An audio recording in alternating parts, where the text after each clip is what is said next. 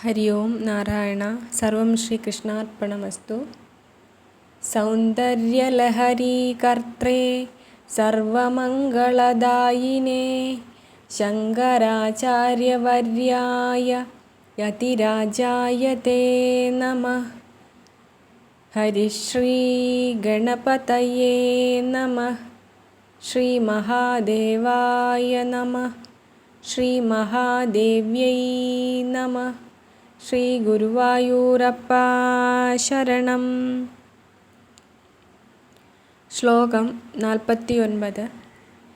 വിശാല കല്യാണി സ്ഫുടരുചിരയോധ്യാകുവലയൈഃ കൃപാധാരാധാരാ കിമപി മധുരാ ഭോഗവതികാ അവന്തി ദൃഷ്ടിസ്തേ ബഹുനഗരവിസ്താരവിജയാ ധ്രുവം തത്തന്നാമവ്യവഹരണയോഗ്യാ വിജയതേ. അമ്മയുടെ 8 വിധ ദൃഷ്ടികളെക്കുറിച്ച് പറയുന്നു. അല്ലയോ മഹാദേവി, വിസ്താരമുള്ളതിനാൽ വിശാലയായും മംഗളസ്വരൂപയാകയാൽ കല്യാണിയായും നല്ലവണ്ണം പ്രകാശിക്കുന്ന കാന്തിയോടു കൂടിയതായും കരിംകൂവളപ്പൂക്കളാൽ യുദ്ധം ചെയ്യപ്പെടുവാൻ കഴിയാത്തതിനാൽ അയോധ്യയായും കൃപാധാരകൾക്ക് ആധാരമാകയാൽ കൃപാധാരാധാരയായും അവാച്യമായ മാധുര്യത്തോടു കൂടിയതിനാൽ കിമപി മധുരയായും ദൈർഘ്യമുള്ളതിനാൽ ആഭോഗവതിയായും ഭക്തന്മാരെ രക്ഷിക്കുന്നതുകൊണ്ട് അവന്തിയായും ബഹുനഗര സമഷ്ടിയായി പ്രകാശിക്കുന്നതുകൊണ്ട് ബഹുനഗര വിസ്താര വിജയയായും ഇരിക്കുന്ന നിന്തിരുവടിയുടെ ദൃഷ്ടി വിശാല, കല്യാണി, അയോധ്യ, ധാര, മധുര, ഭോഗവതി, അവന്തി, വിജയ തുടങ്ങിയ നഗരനാമങ്ങളോടുകൂടി സർവോത്കർഷേണ വർത്തിക്കുന്നു.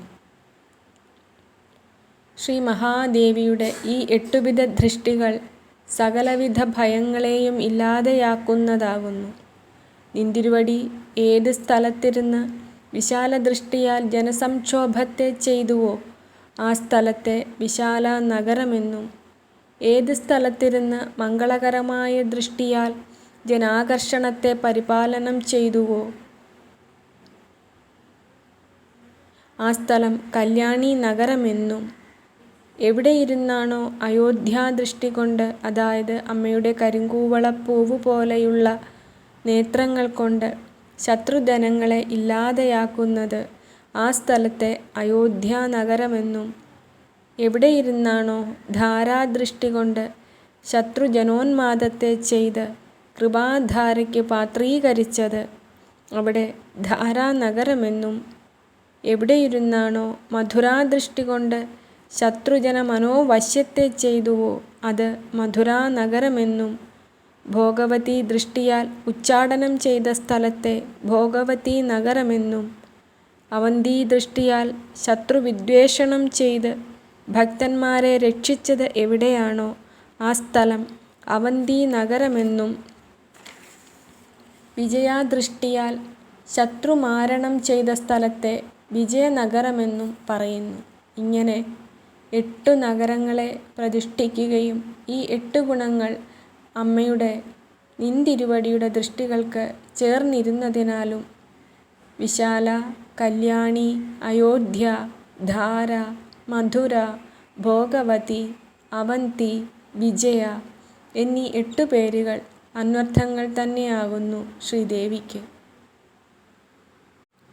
വിശാല കല്യാണി സ്ഫുടരുചിരയോധ്യാകുവലയൈഃ കൃപാധാരാധാരാ കിമപി മധുരാ ഭോഗവതികാ അവന്തി ദൃഷ്ടിസ്തേ ബഹുനഗരവിസ്താരവിജയാ ധ്രുവം തത്തന്നാമവ്യവഹരണയോഗ്യാ വിജയതേ. ശ്ലോകം 50.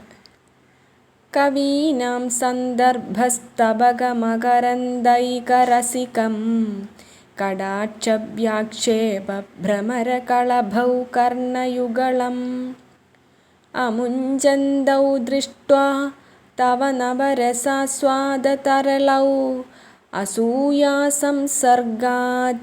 അളികനയനം കിഞ്ചിദരുണം. വീണ്ടും അമ്മയുടെ നേത്രങ്ങളെ അതിശയോക്തിയോടുകൂടി വർണ്ണിക്കുകയാണ്.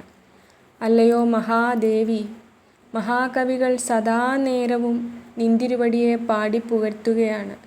അത് നിന്തിരുവടി അവിടുത്തെ കർണങ്ങൾ കൊണ്ട് രസിച്ച് ആസ്വദിക്കുകയാണ്. ഇവിടെ കവികളുടെ കാവ്യമാകുന്ന പൂങ്കുലയിലെ നവരസങ്ങളെ സദാ ആസ്വദിക്കുന്ന ശ്രീദേവിയുടെ കർണപുടങ്ങളിൽ, അതായത് അമ്മയുടെ നീണ്ടു വിടർന്ന 2 കണ്ണിണകൾ ചേർന്നിരിക്കുന്നു. അത് എന്തിനാണെന്ന് വെച്ചാൽ ഈ നവരസം ആസ്വദിക്കുവാനാണെന്ന് പറയുന്നു.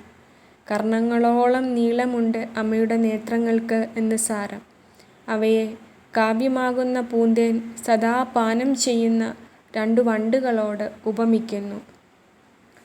നിന്തിരുവടിയുടെ കർണപുടങ്ങളിൽ പതിക്കുന്ന നവരസപൂർണമായ കാവ്യഭംഗിയുടെ പൂന്തേൻ സദാ നുകരുവാൻ ഈ കർണങ്ങളോളം ദൈർഘ്യമുള്ള നിന്തിരുവടിയുടെ 2 നേത്രങ്ങൾ സദാ താൽപ്പര്യപ്പെടുന്നു എന്ന് സാരം. ഇങ്ങനെ എപ്പോഴും കാവ്യാമൃതം പാനം ചെയ്യുന്ന തൻ്റെ കൂട്ടുകാരെ സദാ കാണുമ്പോൾ തനിക്ക് ആ മധുരം നുകരുവാനും രസിക്കുവാനും കഴിയുന്നില്ലല്ലോ എന്ന അസൂയ നിമിത്തമുണ്ടായ ഈർഷ്യകോപാദികളാൽ നിന്തിരുവടിയുടെ 3-ാമത്തെ കണ്ണ് തുടുതുടുത്തതായി തീർന്നിരിക്കുന്നു എന്ന് വർണ്ണിക്കുന്നു. നെറ്റിത്തടത്തിലുള്ള 3-ാമത്തെ കണ്ണ് അല്പം ചുവന്നിരിക്കുന്നതിന് ഇതാവാം കാരണം എന്ന് സന്ദേഹം. കവീനാം സന്ദർഭസ്തബകമകരന്ദൈകരസികം കടാക്ഷവ്യാക്ഷേപഭ്രമരകളഭൗ കർണയുഗളം അമുഞ്ചന്തൗ ദൃഷ്ട്വാ തവ നവരസാസ്വാദതരളൗ അസൂയാസംസർഗാത് അളികനയനം കിഞ്ചിദരുണം. ശ്ലോകം 51. ശിവേ ശൃംഗാരാർദ്രാ തദിതരജനീ കുത്സനപരാ സരോഷാ ഗംഗായാം ഗിരിശചരിതേ വിസ്മയവതി ഹരാഹിഭ്യോ ഭീതാ സരസിരുഹ സൗഭാഗ്യജയിനീ സഖീഷു സ്മേരാത്തെ മയി ജനനി ദൃഷ്ടിഃ സകരുണാ. എത്ര പറഞ്ഞിട്ടും മതിയാകാതെ വീണ്ടും വീണ്ടും അമ്മയുടെ നയനങ്ങളെക്കുറിച്ച് പറയുകയാണ്. ആ നയനങ്ങളിൽ വിടരുന്ന 8 വിധ ഭാവങ്ങളെക്കുറിച്ചാണ് ഈ ശ്ലോകത്തിൽ വർണ്ണിക്കുന്നത്. അല്ലയോ ലോകമാതാവേ, നിന്തിരുവടിയുടെ ദൃഷ്ടി പരമശിവനിൽ ശൃംഗാരരസം കൊണ്ട് ആർദ്രമാണെന്നും ബാക്കിയുള്ള പ്രാകൃത ജനങ്ങളിൽ ബീഭത്സരസത്താലുണ്ടായ ജുഗുപ്സയോടു കൂടിയതാണെന്നും സപത്നിയായ ഗംഗാദേവിയിൽ കോപത്തോടു കൂടിയതാണെന്നും മഹാദേവ ചരിതം കേൾക്കുമ്പോൾ ആശ്ചര്യം നിറഞ്ഞ കണ്ണുകളോടു കൂടിയും ശിവഭഗവാന്റെ ആഭരണങ്ങളായ സർപ്പങ്ങളിൽ ഭയത്തോടു കൂടിയതും ചെന്താമരപ്പൂവ് പോലെ സൗന്ദര്യം നിറഞ്ഞതും സഖിമാരോട് ഹാസ്യഭാവവും ദേവീ പാദാരവിന്ദ ഭക്തനായ എന്നോട് കരുണാരസത്തോടു കൂടിയും ആകുന്നു അമ്മയുടെ ദൃഷ്ടി.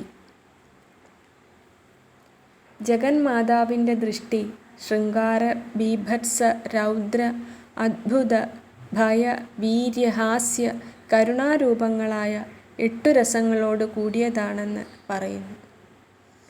ഭഗവാനോട് ശൃംഗാരരസം ആണെന്നും ബാക്കിയുള്ള ജനങ്ങളിൽ ബീഭത്സത്താൽ ഉണ്ടായ അസൂയയോടെ ആണെന്നും ഗംഗാദേവിയോട് കോപമാണെന്നും മഹാദേവ ചരിതം കേൾക്കുമ്പോൾ ആശ്ചര്യം കൊണ്ട് വിടർന്ന കണ്ണുകളാണെന്നും ശിവഭഗവാന്റെ ആഭരണങ്ങളായ സർപ്പങ്ങളിൽ ഭയമാണെന്നും ആ കണ്ണുകൾക്ക് താമരപ്പൂവ് പോലത്തെ ഭംഗി നിറഞ്ഞതാണെന്നും അമ്മയുടെ സഖിമാരോട് എപ്പോഴും ഹാസ്യഭാവത്താൽ സുസ്മേരവദനയാണെന്നും അതുപോലെ ദേവീ പാദാരവിന്ദ ഭക്തനായ എന്നോട് എപ്പോഴും അമ്മ കരുണാപൂർവമാണെന്നും നോക്കുന്നതെന്ന് പറയുന്നു.